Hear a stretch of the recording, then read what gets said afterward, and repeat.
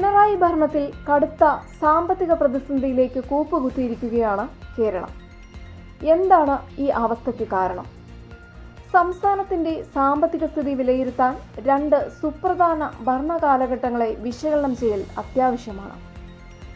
2011-16 കാലയളവിലെ UDF സർക്കാർ നേരിട്ട സാമ്പത്തിക വെല്ലുവിളികളും 2016 മുതൽ തുടരുന്ന LDF സർക്കാരിന്റെ ധനനയങ്ങളും തമ്മിൽ പ്രകടമായ വ്യത്യാസങ്ങളുണ്ട്. ഉപഭോക്തൃ സംസ്ഥാനമായ കേരളത്തിന്റെ പ്രധാന വരുമാന സ്രോതസ് നികുതി വരുമാനവും വിദേശ മലയാളികളുടെ പണവുമാണ്. എന്നാൽ സമീപകാലത്തെ സാമ്പത്തിക നയങ്ങൾ, പ്രത്യേകിച്ച് കടമെടുപ്പ് പരിധിയിലെ മാറ്റങ്ങളും കിഫ്ബി പോലുള്ള സമാന്തര ധനശേഖരണ മാർഗങ്ങളും കേരളത്തിന്റെ സാമ്പത്തിക അച്ചടക്കത്തെ എങ്ങനെ ബാധിച്ചുവെന്നത് ഗൗരവകരമായ ചർച്ചകൾക്ക് വഴിവെച്ചിട്ടുണ്ട്. UDF കാലത്ത് മിതമായ സാമ്പത്തിക പ്രതിസന്ധി എന്ന് വിശേഷിപ്പിക്കാവുന്ന സാഹചര്യമായിരുന്നെങ്കിൽ ഇന്നത് അഭൂതപൂർവമായ പ്രതിസന്ധിയിലേക്ക് മാറിയതായി സാമ്പത്തിക വിദഗ്ധർ ചൂണ്ടിക്കാട്ടുന്നു. സംസ്ഥാന ധനകാര്യ വകുപ്പിന്റെ റിപ്പോർട്ടുകളും CAG അഥവാ കൺട്രോളർ ആൻഡ് ഓഡിറ്റർ ജനറലിന്റെ നിരീക്ഷണങ്ങളും മുൻനിർത്തി ഈ രണ്ട് കാലഘട്ടങ്ങളിലെയും സാമ്പത്തിക നിലയെ വിലയിരുത്താം. പൊതുകടം നിയന്ത്രണ വിധേയമാക്കാൻ വലിയ ശ്രമങ്ങളാണ് UDF ഭരണകാലത്തുണ്ടായത്. എന്നാൽ LDF കാലത്തോ? കിഫ്ബി പോലുള്ള സമാന്തര സംവിധാനങ്ങൾ വഴി സംസ്ഥാനത്തിന്റെ പൊതുകടം 2026ഓടെ 4.88 ലക്ഷം കോടിയിലേക്ക് ഉയർന്നു. 2016-17 കാലയളവിലെ പൊതുകടം 1.89 ലക്ഷം കോടി രൂപയായിരുന്നുവെന്നത് ഇവിടെ പ്രത്യേകം ഓർക്കേണ്ടതുണ്ട്. GSDP അനുപാതം ഏകദേശം 33% മുകളിലാണ്. ഓഫ് ബജറ്റ് കടമെടുപ്പുകൾ ഉൾപ്പെടെയാണത്. ഓരോ വർഷവും എടുത്ത കടത്തിന്റെ വലിയൊരു ശതമാനം പഴയ കടം തിരിച്ചടയ്ക്കാനായാണ് ഉപയോഗിക്കുന്നത്.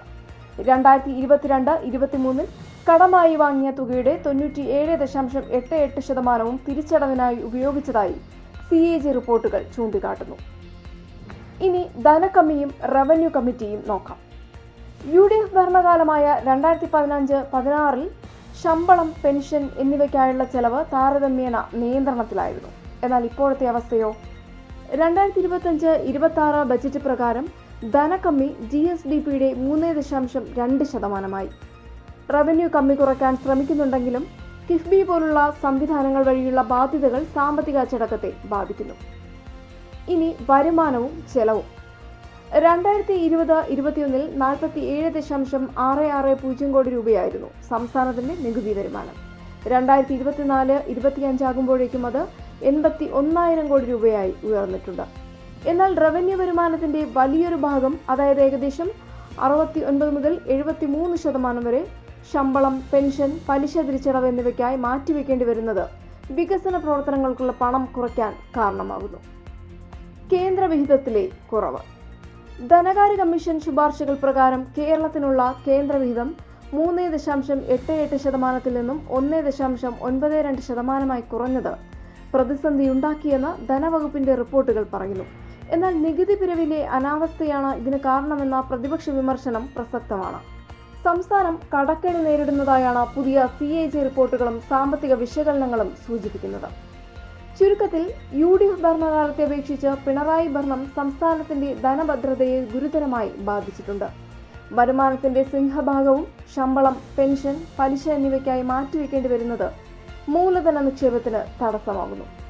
കേന്ദ്ര വിഹിതത്തിലെ കുറവ് വലിയൊരു വെല്ലുവിളിയാണെങ്കിലും സംസ്ഥാനത്തിന്റെ നികുതി പിരിവിലെ അനാസ്ഥയും ധൂർത്തും കുറച്ച് സാമ്പത്തിക അച്ചടക്കം കർശനമാക്കിയാൽ മാത്രമേ ഈ പ്രതിസന്ധിയിൽ നിന്നും കരകയറാനാവൂ.